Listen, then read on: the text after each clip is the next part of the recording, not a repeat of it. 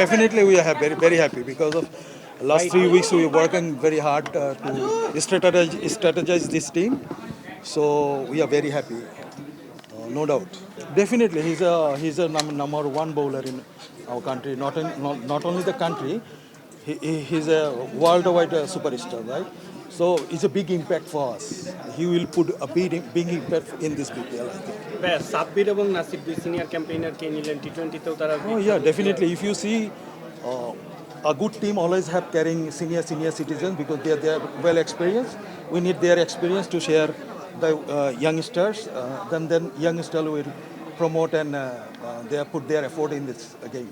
Definitely, because we have a long list, so we know what is happening in this. That is process. So if I miss this one, I will have that another one. If I miss this one, that we have a pipeline, right? So we go according all this process. So we are very happy with that. Basically আমরা চেষ্টা করেছি আসলে নতুন করে শুরু করার জন্য। গতবার আমরা খারাপ, আমাদের রেজাল্ট আপনারা দেখেছেন একটু খারাপ হয়েছে। সো আমরা এবার অনেক অ্যানালাইজ করেছি, আমাদের কোচ বললো, আমাদের একজন ফরেন কোচ আছে, ওনার কিছু ইনক্লুশন আছে। আমরা আরও কিছু খুব বড় বিগ ফরেন প্লেয়ার আনতেছি ইনশাআল্লাহ, আপনাদেরকে আজকে বলবো। সো আমাদের সবার প্ল্যান ছিল প্রতিটা প্লেসে আমরা 3 জন করে ব্যাকআপ রেখেছি। তিনটা জায়গা ছিল, আমরা এ বি সি তিনটা প্ল্যান ছিল। ইনশাআল্লাহ আমরা চেষ্টা করেছি আমাদের সর্বোচ্চ ভালো প্লেয়ারগুলো নেওয়ার জন্য।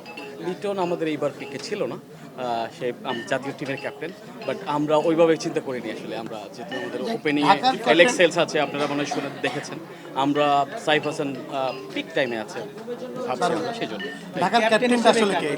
ক্যাপ্টেন আমরা আমাদের টমির কোচ আসবেন, তারপর আমরা একটু টিম সব টিম ম্যানেজমেন্ট মালিক ফসল কথা বলে তারপর করবো ইনশাআল্লাহ।